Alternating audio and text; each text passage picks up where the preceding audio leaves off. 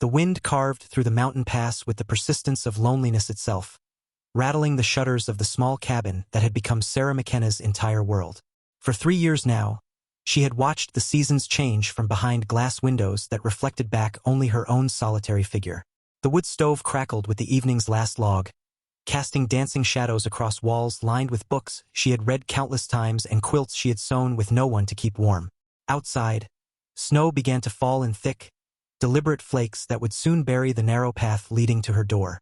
She pulled her woolen shawl tighter around her shoulders and stirred the pot of stew that would feed only herself, as always.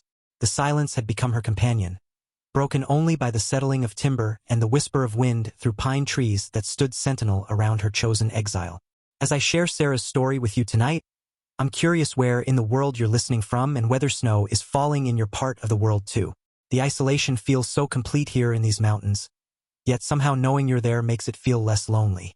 She had grown accustomed to the rhythm of her solitary days, to the way morning light filtered through frost-covered windows and evening shadows pooled in corners where conversation should have lived. But tonight felt different somehow, heavy with possibility she dared not name. The knock came so softly that Sarah almost mistook it for a branch tapping against the cabin wall. But there it was again, deliberate and hesitant, the sound of someone who understood the weight of interrupting solitude. She set down her wooden spoon and moved toward the door with careful steps, her heart beating faster than it had in months. Through the frosted glass, she could make out the silhouette of a tall man, his shoulders hunched against the storm. Something small and bundled pressed against his chest. When she opened the door, the wind rushed in along with snowflakes that melted instantly in the cabin's warmth. The man before her looked weathered by hardship, his dark hair dusted with snow, his clothes worn but clean. In his arms, wrapped in a faded blue blanket, was a baby whose tiny face peeked out with wide, curious eyes. "I'm sorry to disturb you, ma'am," he said, his voice rough from cold and something deeper. His breath formed clouds in the frigid air. "We've been walking since dawn, and the baby needs shelter. Just for the night, if you'd be willing." Sarah found herself stepping back, opening the door wider before her mind could form objections. The storm was growing fiercer by the minute, and the child in his arms looked no older than 6 months. Whatever fear she carried about letting strangers into her sanctuary paled beside the immediate need she saw before her. "Come in," she heard herself say, surprised by how easily the words came. "Get warm by the fire." The man settled into the chair nearest the fire with the careful movements of someone who had learned not to expect comfort. He kept the baby close against his chest, unwrapping the blue blanket just enough to check on the child's well-being. Sarah watched from across the room, noting how his large hands moved with surprising gentleness around the tiny form. The baby began to fuss, a soft mewling that spoke of hunger and exhaustion. The man's jaw tightened with worry as he reached into a worn leather satchel and produced a nearly empty bottle. "She needs milk," he said quietly, more to himself than to Sarah. "We ran out this morning." Sarah moved to her kitchen without hesitation, warming fresh milk from her small herd of goats.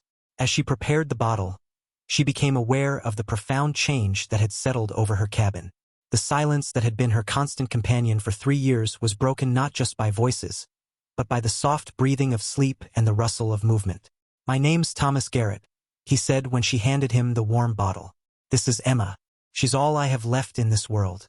The way he said it carried the weight of recent loss, of a story written in grief and determination. Sarah introduced herself simply, watching as he fed the baby with practiced care. The storm continued to rage outside, but inside her small cabin, something warmer than fire had taken hold. Morning brought no relief from the storm. If anything, the wind had grown more fierce during the night, piling snow against the cabin walls until the windows showed nothing but white. Sarah woke to the sound of Emma's soft crying and found Thomas already awake, pacing quietly near the fire with the baby against his shoulder. He looked up when Sarah emerged from her small bedroom, his expression apologetic. "I tried to keep her quiet," he said. "Didn't want to wake you." Sarah shook her head, surprised by how natural it felt to share her morning routine with others.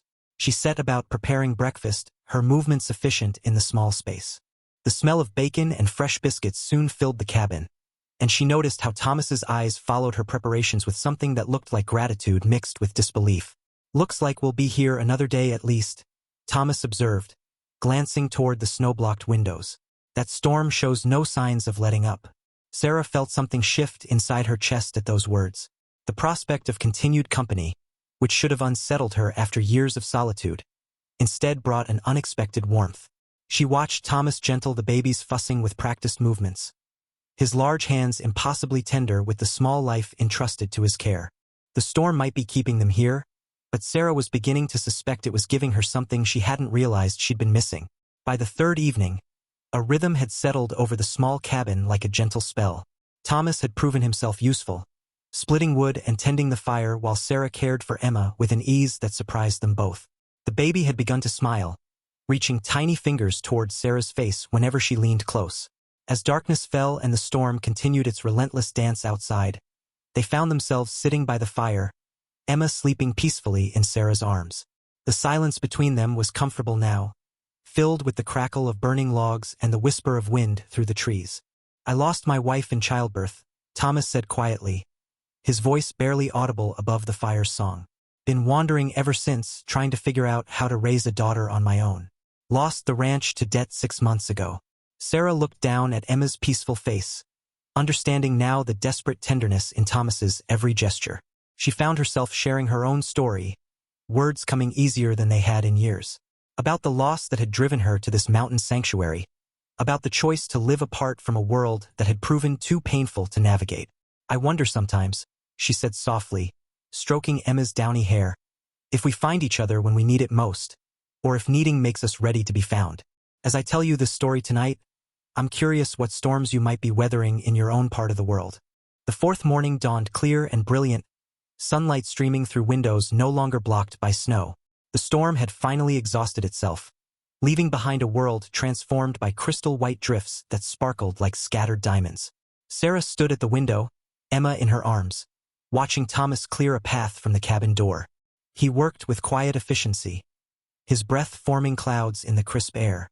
But there was something different in his movements today, a reluctance that hadn't been there before. When he came inside, stamping snow from his boots, the warmth of the cabin seemed to embrace him like a living thing. "Road should be passable by tomorrow," he said, not quite meeting Sarah's eyes. "We'll be able to move on then." The words hung in the air between them, heavy with unspoken meaning. Sarah felt her chest tighten at the thought of returning to her solitude, of these walls closing back around only her own heartbeat. Emma gurgled softly, reaching for the sunbeam that painted golden squares across the cabin floor. Thomas watched Sarah's face carefully, as if memorizing it. In 4 days, she had become more real to him than the years of wandering that came before. The way she hummed while cooking, how she instinctively knew when Emma needed comfort, the gentle strength that radiated from her quiet presence. "Unless," he began, then stopped, the word carrying all the hope and fear of a man who had lost too much already. "Unless what, Thomas?" Sarah asked softly, her voice barely disturbing the morning stillness. She shifted Emma to her other arm, the baby's small weight feeling precious and fragile against her chest. Thomas ran a hand through his dark hair, the gesture revealing his uncertainty. "Unless you might consider letting us stay a while longer. I know it's presumptuous, asking to impose on your kindness further, but Emma's taken to you in a way that breaks my heart to think of ending." Sarah looked down at the baby, who was studying her face with those wide, trusting eyes. In 5 days, this child had awakened something in her she thought had died years ago. The maternal instinct she'd buried beneath layers of grief and isolation now bloomed fierce and protective. "It wouldn't be imposing," she said quietly. The truth was, the thought of watching them disappear down the mountain path felt like losing something she just discovered she desperately needed. Thomas stepped closer, his presence filling the small space with warmth that had nothing to do with the fire. "I don't have much to offer," he said. "No money, no property. Just my hands and my willingness to work, to help however I can." The morning light streaming through the windows seemed to bless this moment, this tentative reaching toward something neither had dared hope for. "Somewhere in the distance, you might be starting your own day, and I wonder if you've ever stood at the edge of a decision that could change everything." "You have more to offer than you know," Sarah replied, her voice steady despite the trembling in her chest. She watched as understanding dawned in Thomas's eyes, followed by something that looked like relief so profound it threatened to overwhelm them both. The days that followed took on a different quality, as if the very air in the cabin had shifted to accommodate hope. Thomas proved himself invaluable, repairing loose boards, reinforcing the chicken coop against winter predators, and splitting enough wood to last through the harshest weather. But it was the smaller moments that truly mattered. The way he sang quietly to Emma while Sarah prepared meals. His deep voice creating lullabies that seemed to rise from some wellspring of tenderness. How he watched Sarah's face when she didn't know he was looking, as if memorizing the particular way she smiled when Emma reached for her. The comfortable silences that stretched between them during evening hours by the fire. One morning, Sarah woke to find Thomas already up, standing at the kitchen window with Emma in his arms. They were watching the sunrise paint the mountains in shades of rose and gold. The baby's small hand pressed against the glass as if trying to touch the light. "This could be home," Thomas said without turning around, his voice thick with possibility. "For all of us." Sarah joined them at the window, her heart settling into a rhythm it had forgotten. "Yes," she whispered, the word carrying the weight of 3 years of solitude finally ending. Yes, it could. But peace, Sarah had learned, was often fragile in a world that preferred its judgments swift and unforgiving. The first sign of trouble came with the spring thaw, when old Pete Morrison rode up the mountain path with news from the valley below.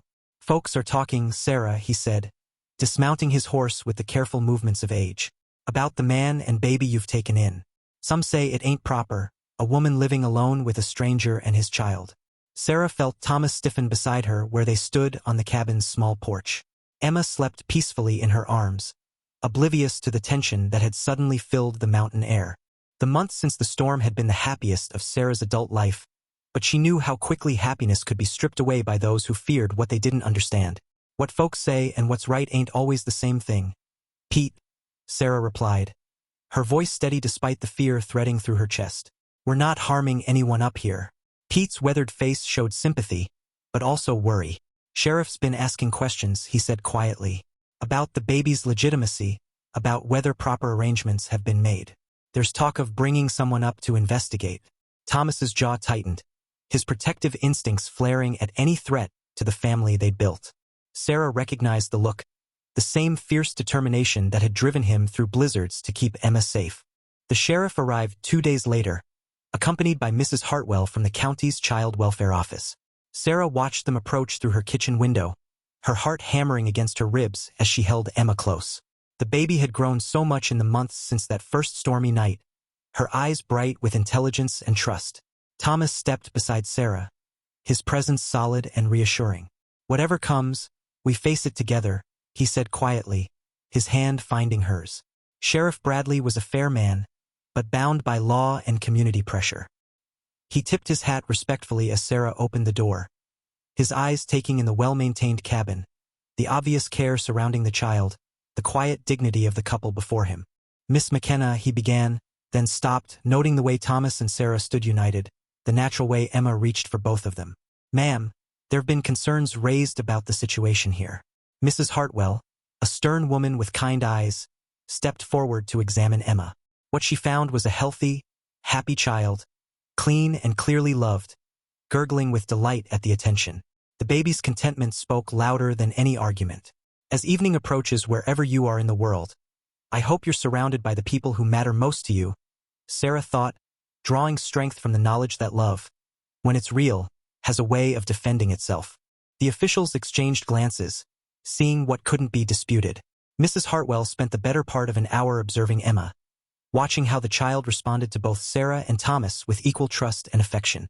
The baby's laughter filled the cabin as Thomas made gentle faces, while Sarah prepared her bottle, their movements coordinated with the ease of long practice. "This child is clearly thriving," Mrs. Hartwell finally said, her professional demeanor softening. "But the law requires proper documentation of guardianship arrangements." Thomas stepped forward, his voice steady despite the weight of what he was about to reveal. "I have the papers," he said, producing documents from his worn leather satchel. "Emma's birth certificate, her mother's death certificate, and my legal claim as her father. Everything in order." Sarah felt relief flood through her as the sheriff examined the documents, finding them legitimate and complete. But Mrs. Hartwell wasn't finished. "The question remains about Miss McKenna's role in the child's care," she said gently. "While it's clear you've provided excellent care, there are proper procedures for such arrangements." Sarah and Thomas exchanged a look that spoke volumes. In that moment, they both understood what needed to happen, what had perhaps been inevitable since that first stormy night. "Then we'll need to make it legal," Thomas said, his eyes never leaving Sarah's face. "If Sarah will have us permanently." The proposal hung in the air like a prayer, witnessed by officials who had come to investigate and found instead something rare and precious. Yes, Sarah whispered, the word carrying 3 years of loneliness finally ending and a lifetime of love beginning. Emma clapped her small hands as if she understood, her delighted laughter filling the cabin with music that had been missing for too long. The wedding took place a month later in the same cabin where they had first found each other. Pastor Williams made the journey up the mountain, along with Pete Morrison and a handful of neighbors who had come to understand that love recognized no boundaries save those of the heart itself. Sarah wore her mother's simple blue dress, and Thomas had carved a ring from mountain oak, smooth and warm against her finger. Emma, now walking with determined steps, toddled between them during the ceremony, her presence blessing their union with innocent joy. As autumn painted the mountains in brilliant reds and golds, their small family settled into rhythms that felt as natural as breathing. Thomas expanded the cabin, adding rooms for the children they hoped would come. Sarah taught him to read by firelight while Emma slept peacefully nearby. The world beyond their mountains still held its judgments and complications, but here in their sanctuary of chosen love, they had built something unshakable. What had begun as a desperate request for one night's shelter had become a lifetime commitment to shelter each other's hearts. As this story ends wherever you are tonight, remember that sometimes the most beautiful homes are built not from timber and stone, but from the simple courage to say yes when love knocks unexpectedly at your door.